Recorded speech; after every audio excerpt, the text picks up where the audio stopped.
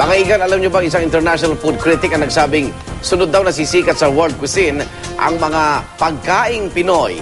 Kaya sa pagdayo ng barangay saksi sa Barangay Dolores sa Pampanga, tinanong namin ang ilang residente kung ano ang kani-kanilang paboritong putahing Pinoy. Saksi sa Trisha Zafra.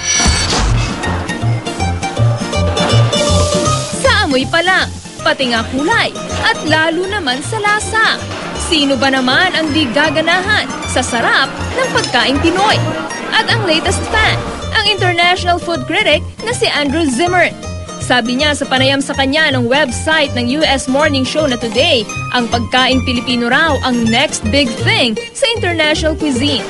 Ayon sa mga food expert, ang di matatawarang sarap ng ating mga pagkain dahil daw sa magkahalong impluensya ng Chinese, Malay at Spanish cuisine.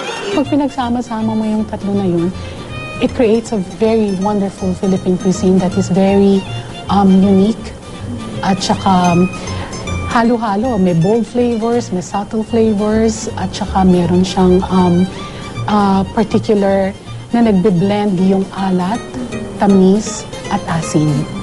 Hitik sa sangkap at nag-uumapaw sa lasa ang pagkaing Pinoy gaya na makikita natin dito sa putahing inuluto natin na pinangat na tilapia. Ma'am, ano po ba ang mga sangkap at pampalasang gagamitin natin para sa ating putahe? Una is water. Ito po ay pampaasim. Pampaasim. Kamyas. Kamyas. Tapos po, yung kamatis and sibuyas.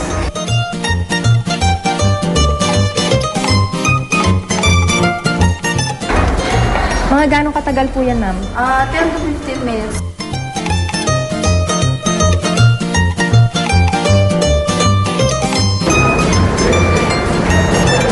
Dito sa Pampanga, nakilala sa masasarap na lutong Pilipino, kanya-kanyang paborito ang mga nakausap kong nanananghalian sa isang karinderya sa Barangay Dolores sa San Fernando. Kare-kare. Adobo. Sinigang sa bayabas na ano yung kinakain ko ito. Yung bangus. Sisling sisig at saka kalderetang kambing. Filipino food is exotic eh. Yun dito mo lang siya makikita talaga sa Pilipinas. It's very unique. Gaya niyan, makita mo yung sisig, di ba?